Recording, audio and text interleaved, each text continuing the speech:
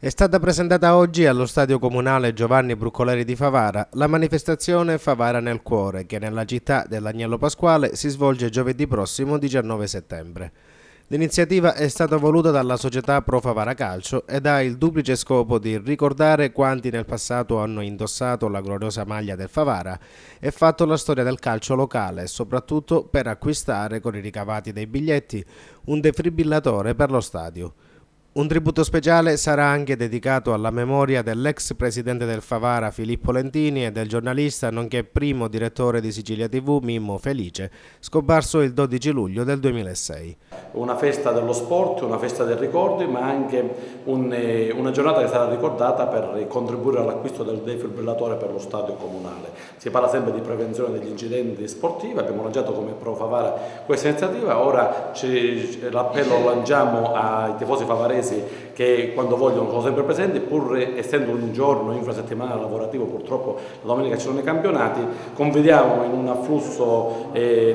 massiccio del pubblico, anche perché i nomi che giocheranno sono di richiamo, quindi il 19 settembre alle 15:30 tutto allo stadio. Prima della partita ricorderemo i 3 giocatori che hanno rappresentato una parte della storia calcistica di Favara: Angelo Bellavia e i compianti Mimmo Polito e Luigi Pecoraro. Alle famiglie daremo una targa ricordo, pure alla famiglia dell'onorevole Filippo Lentini, e poi i giornalisti di Favara ricorderanno il decano dei giornalisti locali che è scomparso un po' di tempo fa, o alcuni anni fa, Mimmo Felice, che è stato direttore anche della vostra emittente, e quindi daremo alla moglie una targa ricordo. In conferenza presenti tra gli altri anche gli ex calciatori Totò Vullo, che proprio a Favara nel 1986 ha chiuso la sua brillante carriera da professionista, e la storica bandiera biancazzurra Nino Di Fatta. Sarà sicuramente una giornata importante, perché comprare un defibrillatore, una macchina così importante,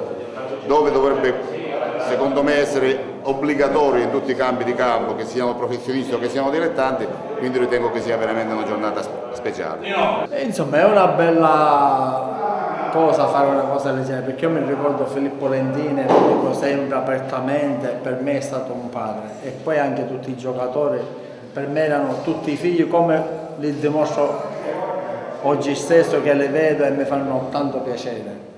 Giovedì prossimo tra i protagonisti in campo ci sarà anche l'attuale capitano del Pro Favara, ovvero Mariano Cordaro, le cui gesta atletiche contribuirono all'ultima promozione in Serie D della squadra. L'effetto sarà, come dire, un periodo non vissuto, ma sicuramente importantissimo, perché avere a che fare con questi nomi, e si parla di giocatori veri, giocatori senza giudicare il periodo che stiamo vivendo noi, ma questi sono ragazzi